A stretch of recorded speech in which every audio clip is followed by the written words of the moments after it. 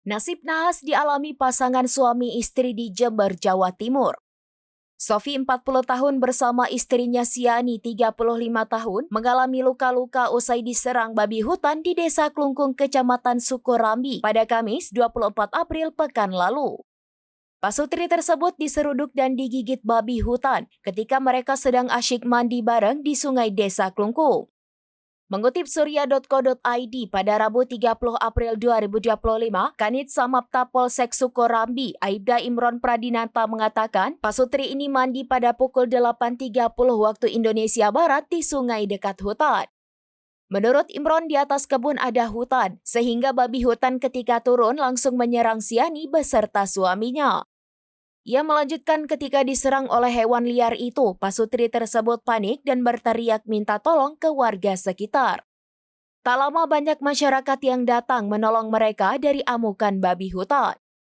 Imron menambahkan babi hutan tersebut tetap mengamuk dan menyerang warga lainnya saat akan diamankan.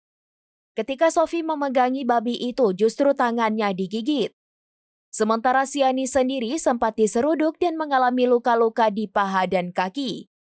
Insiden tersebut membuat warga geram sehingga mereka pun membunuh babi hutan tersebut dengan parang dan bambu.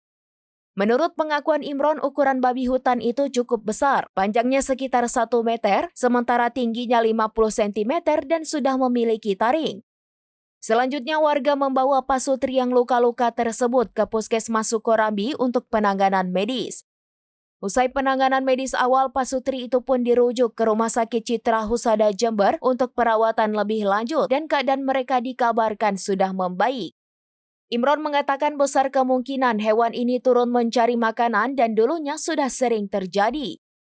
Namun menurutnya kasus babi hutan menyerang warga baru pertama kali ini terjadi.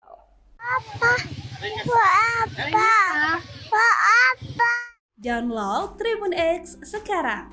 Menghadirkan lokal menjadi Indonesia.